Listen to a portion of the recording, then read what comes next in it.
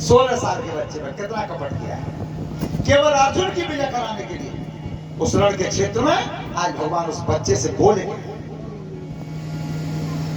कुरुक्षेत्र के बीच में और बोली उठे जगदीश, दान करे रण मध्य में तो अपनों काट दे शीश है। मैं तेरा सर मार रहा, शीश मांग रहा हूं दान में।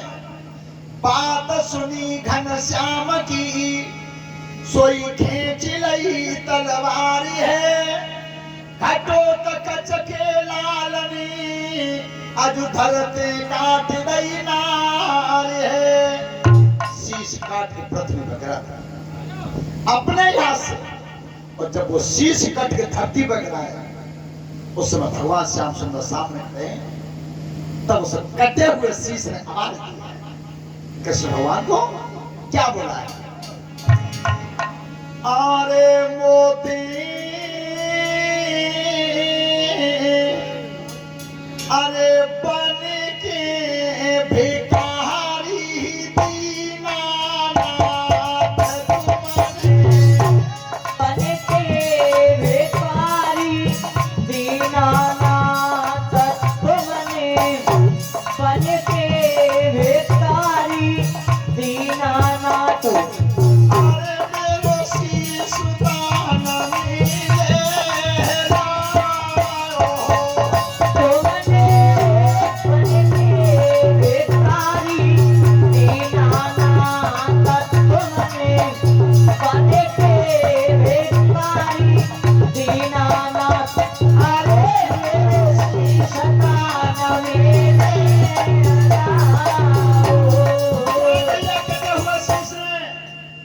बन के भिखारी दीनानाथ रे मेरो शीश दान में है। और मोकू अरे समरू करन को भारी जाऊं, समारो करन को भारी चाहो मोको, समारो करन को भारी चाहो। अरे मेरे पेट पर एक ही गायो,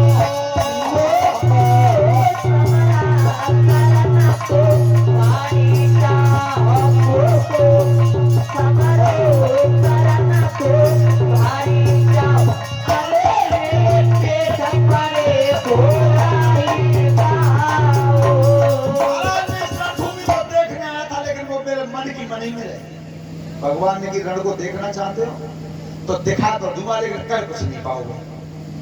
उसी समय भगवान ने दिव्य शक्ति उस सर में प्रवेश की और वो कटा हुआ शीश छौंकर की पेट पर टंगा दिया।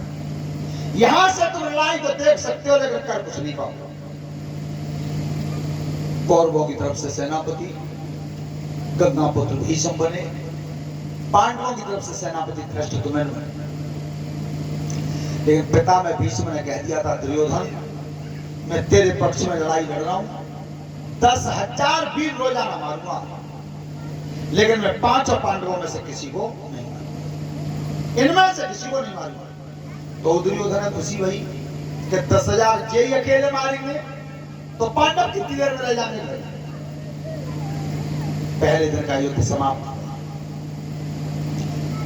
चारों तरफ अर्जुन ने रक्षा की, लेकिन संध्या का वक्त हुआ तब तक 10,000 वीर मार के संग हो जाते।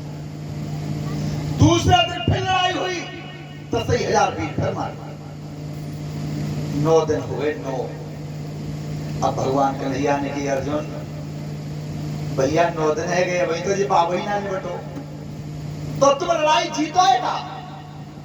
प्रभु क्या करूं, चारों तरफ से सब विद्या लगा दी, पर कोई कब्जा ऐसा नहीं पड़ता, संध्या के समय तक 10,000 वीर मर जाते हैं। एक बात ध्यान से सुनना, अकेले महारथी ऐसे थे गंगापुत्र भीष्म के जितने बाण सामने मारते थे, संग उतने ही तीर पीछे मारते थे। तो अर्जुन सामने से बचा दो तो पीछे मारते थे, पीछे से बचा दो तो सामने मारते थे। अब नहीं पार पड़े। उसी समय दुर्योधन पर समय गलत आया। दुर्योधन ने कही गंगापुत्र भीष्म से, पिता में आज समझ पाए कि तुम अन्न खा रहे हो, आओ और पाट बजा रहे हो उनको। 10,000 रोज मर रहे हैं, और पांचन में थे नहीं मारो, दोष लग गया। बहुत बड़े भारती थे उस समय। आज जब दोष लगाया गंगापुत्र भीष्म पे, सो हाथ उठा करके कह दिया कि जाओ कल की लड़ाई में दुर्योधन में 5 पांडवों को मार कर तब लड़ूंगा। जो पांचन को प्रण करो, दुर्योधन की खुशी का ठिकाना नहीं हो। अब कल की बात हो, शाम तक 5 मर गई हटेंगे, इनके वचन को कोई हटा नहीं सकता। अब कुंती को बेचैनी, शाम को कन्हैया तेरी द्वारकाधीश, अब जब 5 ही ना बचेंगे तो फिर लड़ाई होई कि ना हो। ताते सफर बंद कर दो लड़ाई। कन्हैया ने देखो बुआ तुम चिकाओ को मैं लड़के बचाए दूं, तब जा तो मेरो डोकर के सामने पे। पर हाँ अगर कोई राजनीतिक ताव बैठो तो बचा दो दूंगा। पर बुआ अगर तुम्हें कोई ऐतराज न होए तो तुम्हें द्रौपदी में संकट देगी रात में। आया वो तो तुम्हारी बहन के समान है। तो आज रात में द्रौपदी को लेकर के भगवान श्याम सुंदर चले, वो कान में कह रहे थे देखियो बाबा कौन से डेरा में अंधेरा था। आज द्रौपदी आगे हैं और भगवान श्याम सुंदर पीछे, और रात में ढूंढ रहे कन्हैया किस तरह से। अरे लगाई रही कुरुक्षेत्र में फेरा, लगाई रही कुरुक्षेत्र में फेरा लगाई रही कुरुक्षेत्र में, फेरा लगाई रही कुरुक्षेत्र में, फेरा लगाई रही कुरुक्षेत्र में, फेरा लगाई रही कुरुक्षेत्र में, फेरा लगाई रही कुरुक्षेत्र में, फेरा लगाई रही कुरुक्षेत्र में, फेरा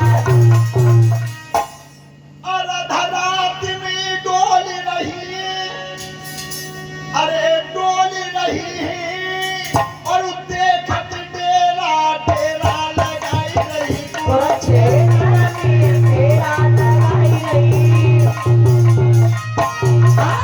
अर्धरात में डोली रही है और देखती डेरा डेरा लगाई रही, कुरुक्षेत्र में फेरा लगाई रही।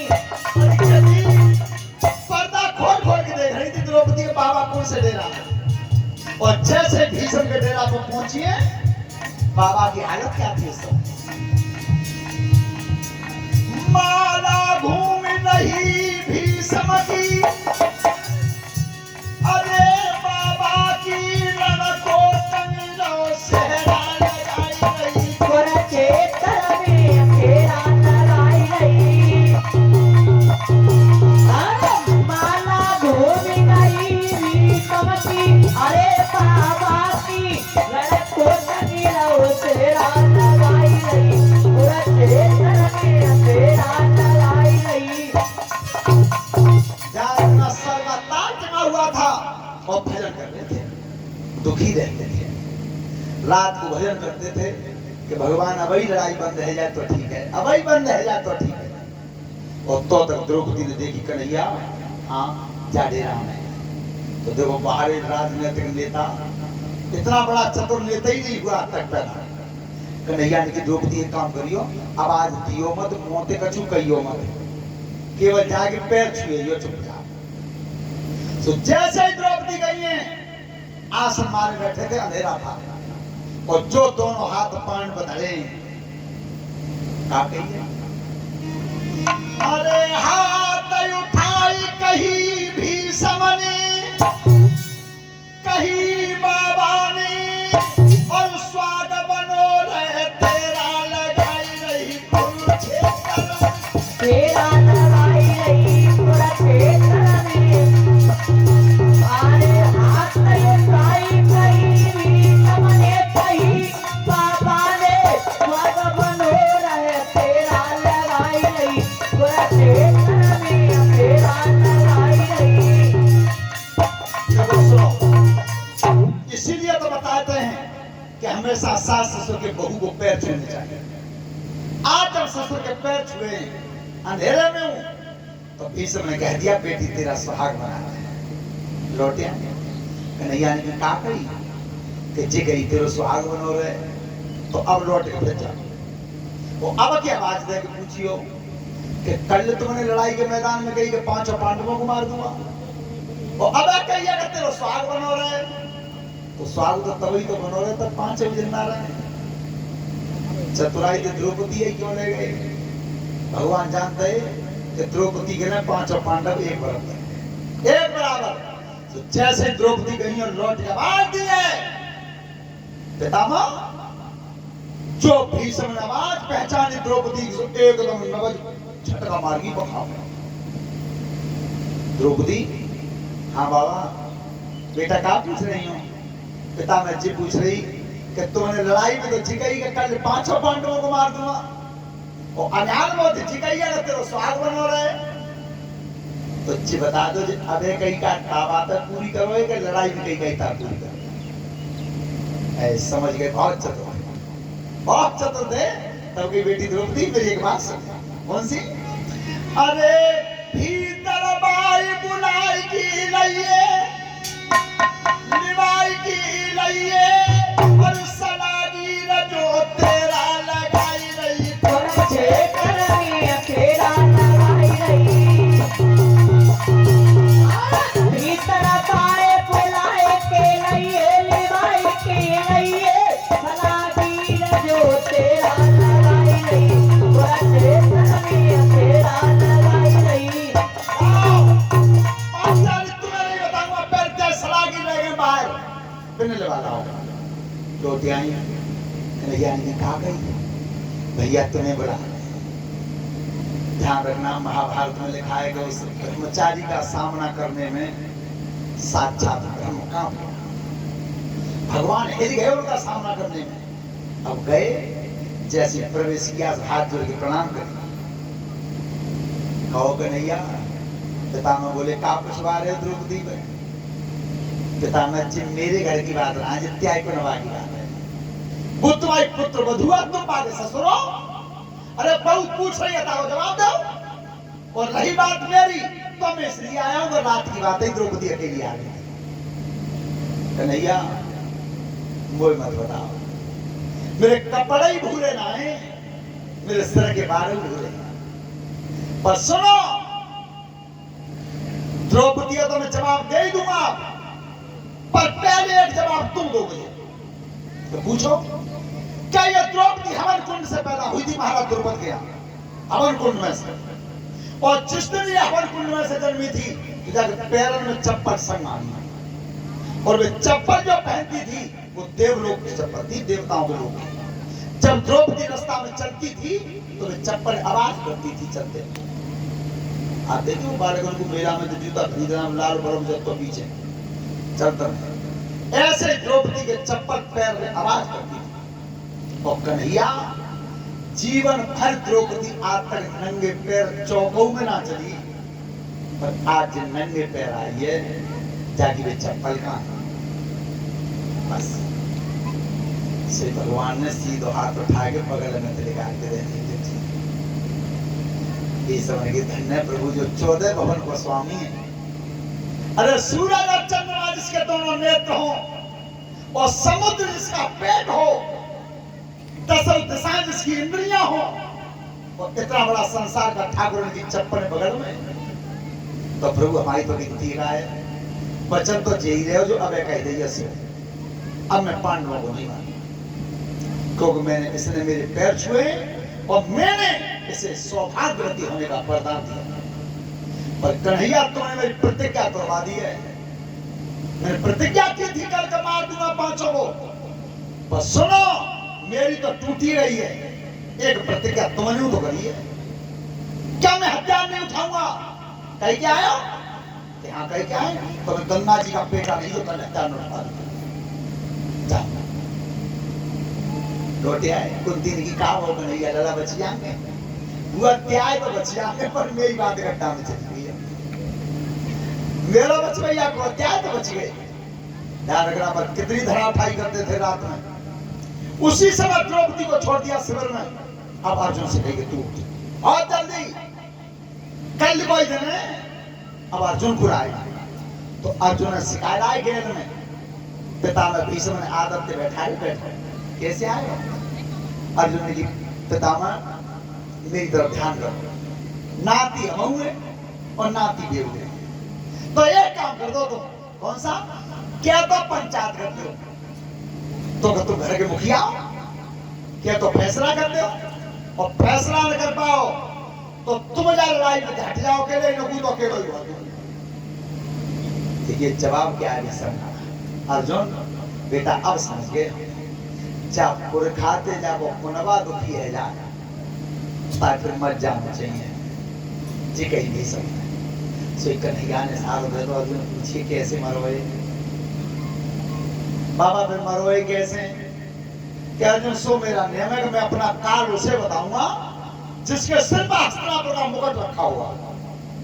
अर्जुन की कन्हैया वो मुकुट तो दुर्योधन पे, भगवान ने की तो नेक देर जालन आ जा सर, पूरी रात बिना रस्सी की खटिया बुनते तब चता है भाई पांडव।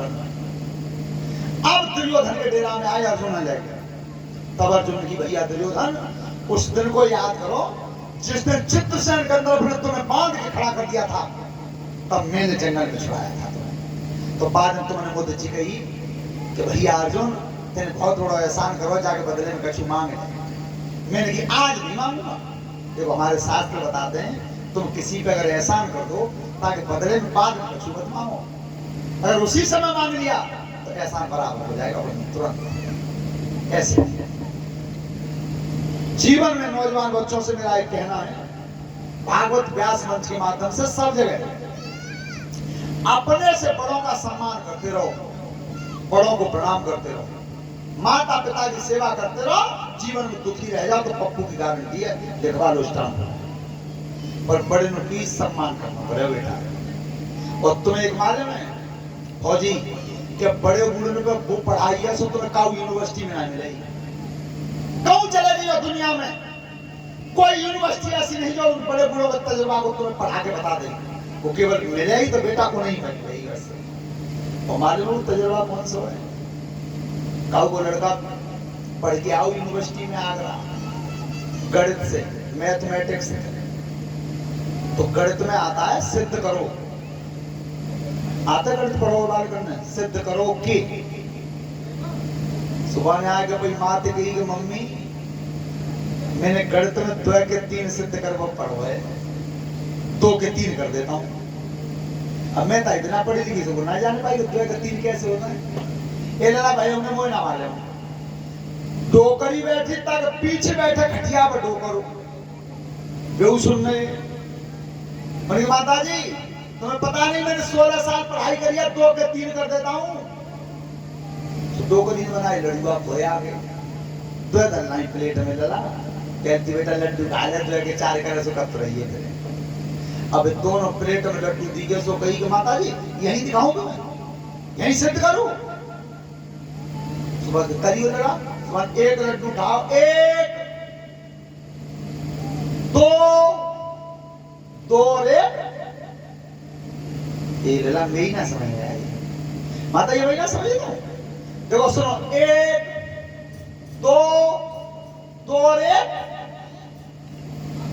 पीछे डोकर बैठे सो लला जे ना समझी मैं समझो, जे जानती ना पढ़ी लिखी ना तात ना है मैं जान ली। आधे लोग पिताजी हमने बताई ना कि 2 के 3 है जाते हैं। हाँ बेटा बिल्कुल 2 के 3 है, पर सुन जितना तेरा तजर्बा हो तो तेरे 2 के 3 सिद्ध करें। अब पाप रो तजर्बा सुन, 1 लड्डू दे आप नेताई और 1 दे जा मोयो पचौता तू खा ले। अब खाएगा ये है तजर्बा उनके पास जो किसी विद्यालय में नहीं मिलेगा। तो जीवन में और पैर छूने से पता मार्कंड ऋषि ने केवल पैर छूने की खातिर 3 बार महाप्रलय देखी थी, 3 बार। दुनिया नष्ट है पर मार्कंड नष्ट नहीं हुआ, केवल पैर छूने की खातिर। तो बड़े के पैर छूते रहो, मिलता क्या है कि जो ज्ञान की किरण होती हैं वो मस्तिष्क से प्रवेश करती हैं और पैर के अंगूठा से निकलती है, पैर के अंगूठा से। और सुनो पैरों कैसे छुए जा रहे हैं, 5 तक हाथ जा रहा होगा वो तो जमाने चले गए जो पैर तक हाथ जाके पैर छूते थे। ताकि बाद में को ऊंचाई बढ़ गई, फिर मुराए तक हाथ जाले करो, फिर कुछ दिन बाद घोंटू तक हाथ जाले करो, तुम्हारी समय में तो घोंटू बंधन ने कमरता मार जाता बस। वो पैर छूना नहीं है, घुटनों में राक्षस का वास होता है। अगर पैर छूने अपने से बड़े के, अपने से बड़े विद्वान के, तो फिर पैर ही छुए और नहीं छू पाए तो केवल हाथ जोड़ के राम राम नाम लो। श्रोता बंधु, आज अर्जुन को दुर्योधन ने पूछा भैया कैसे आए, कि भैया पात्र को एहसान आज पटा दो, नेक देर के ताजा पे मुकट दे ले जाओ न, सो घबरा ये मत भाई लौटा जाऊंगे। मुकट को लेकर के भगवान ने और अर्जुन को पहनाया, और अर्जुन को पहना के तब भीष्म के डेरा में आए। तब कही पितामह अब नजर भर के देखो इस समय मैं कौन हूं। मुकट देख के मुस्काए, अरे कन्हैया इस समय अर्जुन मेरे लिए हस्तिनापुर का राजा है, राजा है। तो अब बता दो कैसे मरोगे। तब बता रहे हैं रात में काल, जो रात में छिप के अपनो काल बता रहे हैं। अरे दुष्ट दुर्योधन भी तेरे में लड़ेंगे का, जो छिप के अपना काल बता रहे हैं। तब कही अर्जुन एक बात ध्यान से सुनो। कौन सी? सुन बेटा धरि ध्यान, अरे समर की गड़ी जाई झंडी है।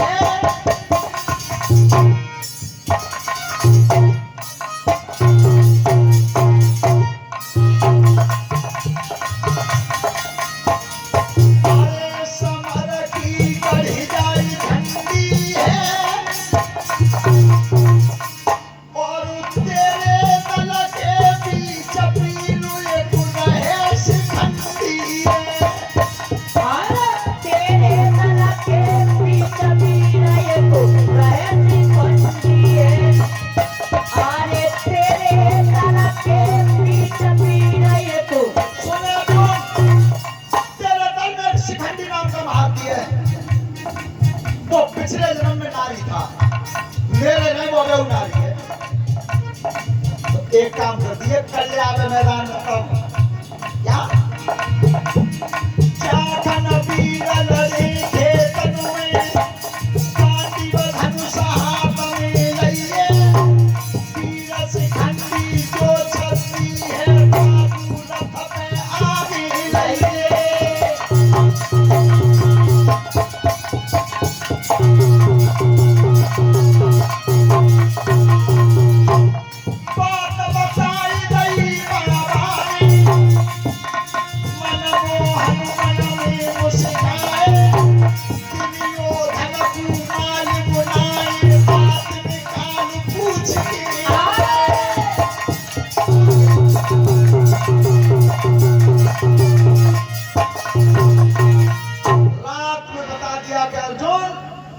कल मेरा तेरा सामना हो तो शिखंडी नाम के वीर को सामने रख लाना, और उसे देख करके मैं हथियार डाल दूं, उतनी देर में मार देना अर्जुन।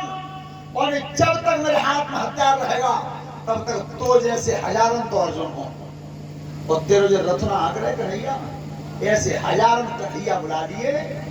मुझे पिता का आशीर्वाद है कि मैं चाहूंगा तो मरूंगा, नहीं चाहूंगा तो इच्छा मृत्यु का बता रहे मुझे। रात में काल पूछा 10वें दिन के युद्ध में जिस समय शिखंडी नाम के वीर को सामने रख के ले गए थे, पिता मैंने हथियार रख दिए। अर्जुन ने गिन गिन के 110 बाण मारे थे, 110, और तब बाणों की सैया बजा दिया।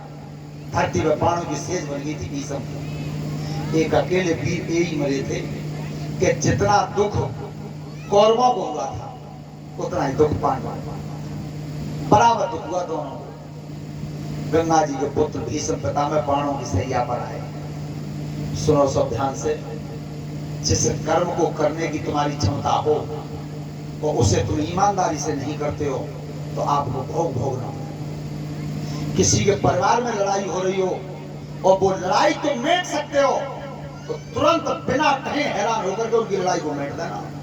अगर तुम उन्होंने लड़ाई मेट भी करा, ने वो चटका वो चाहिए, एक दिन वो हो जाएगा कि वो देखने वाले होंगे और तुम्हारे परिवार में चटक जाएगा। जिस कर्म को तुम करना चाहते हो उसे पूरी ईमानदारी से करो। पर अंतर क्या हुआ? इच्छा मृत्यु के वरदानी गंगा पुत्र भीष्म थे, एक इच्छा मृत्यु का वरदानी और था पता है कौन था वो कोई जटायु पक्षी था जिसने सीता जी की रक्षा की थी। पर सीता जी की रक्षा करते करते रावण के हाथों से पंख कटवा दिए, धरती पर घायल होकर के गिर गया था जटायु एक नारी की रक्षा के लिए। तो उस जटायु की मृत्यु भई तो राम की गोद में, भगवान की गोद में। वो गंगा पुत्र भीष्म उस सभा में बैठे रहे जहां द्रौपदी की लाज खिंचती थी। अगर उस समय भीष्म चाहते तो रोक सकते थे, लेकिन रोका नहीं। उसका परिणाम यह रहा कि 58 दिन बाणों की नोकों पर सोना, बाणों की नोकों पर। और एक वो पक्षी था जो नारी की रक्षा के लिए रावण से लड़ गया, तुम्हारी मौत भई तो राम की गोद में। ये अंतर आता है। उसके बाद सेनापति बने थे द्रोणाचार्य।